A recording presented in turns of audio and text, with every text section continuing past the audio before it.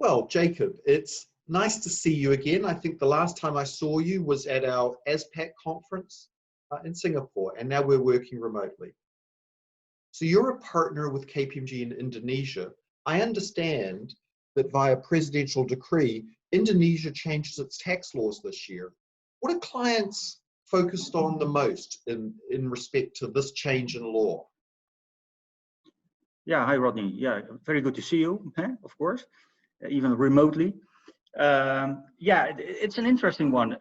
Indonesia proposed a new tax law this year, which should have entered into force next year. But as we say, the president was a bit around COVID, wanted to introduce it quicker.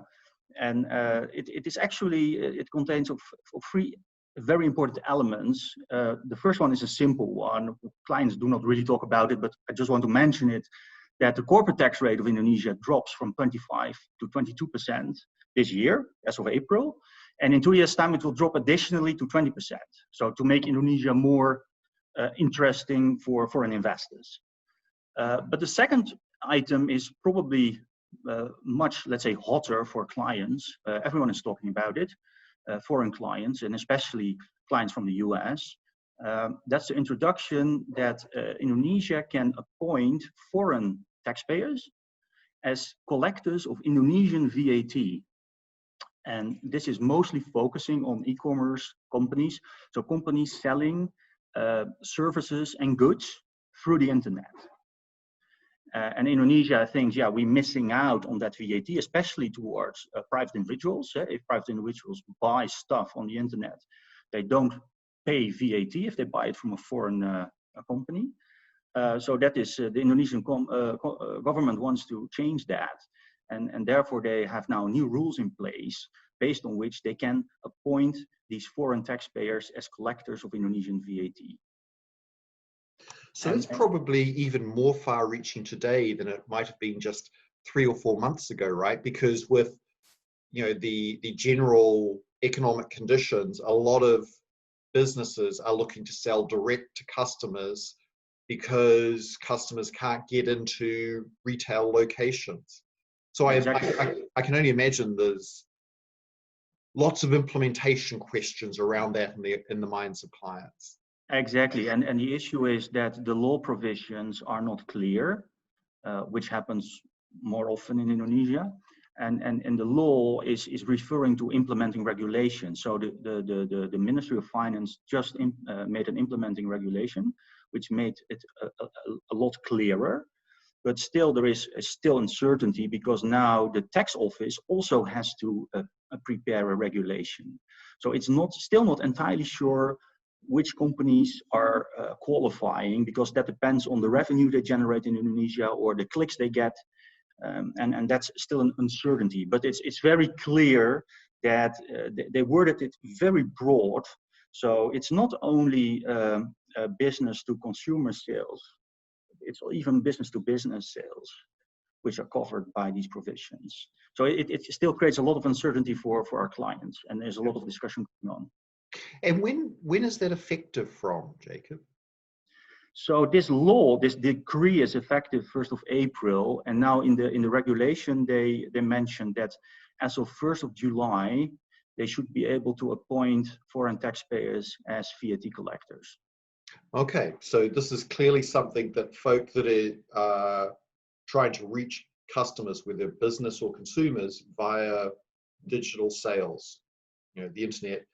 Really need to get on top of this now, because it's an obligation that may be enforced very, very shortly.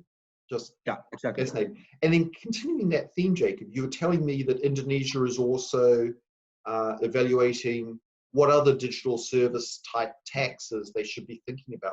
What's going on there? Yeah, so the same decree and the same law proposal also contains the introduction of for corporate income tax purposes, first of all, the significant economic presence. So if there, I think it's like India did, so if there is a significant economic presence, the Indonesian government says that you have a PE in Indonesia, although they realize that under most tax treaties that doesn't fly. So they said, if you have a significant economic presence, but there is a treaty, so we cannot actually levy the tax, we will, instead of corporate income tax, we will levy just an electronic transfer tax. So not the treaty, that doesn't apply, and we tax you with ETT, as they call it. Gosh, that's going to prove relatively controversial, I can imagine. Yeah, and the only good thing I think is these provisions are there, but still there we are waiting for implementing regulations. And fortunately, the government said, or the tax office said last week, that they are waiting with these implementing regulations probably towards the end of the year, when they hope that the OECD comes to a certain consensus on this whole digital taxation. On the other hand, we just spoke before that the US apparently is investigating these digital service taxes all over the place, and they put already Indonesia on that list, which is interesting to see.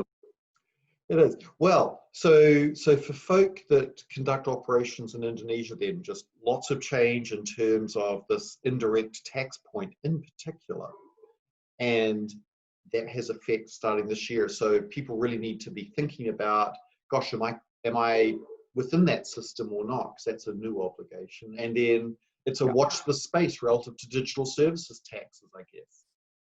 Yeah, now you see clients, they are asking questions. Do we fall under this rule? Should we change our business model? Can we change our business model to avoid this or not? Right. And it makes it a bit difficult right now because it's all new, and even I think the tax office is not really, they haven't thought it completely through probably. So there are questions popping up. And also the tax office has problems answering these questions. So yes, it gives for an interesting period of time, I think, the next couple of months.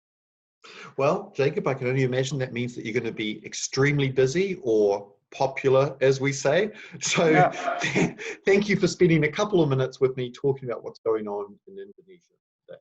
Sure. You're welcome. It was a pleasure.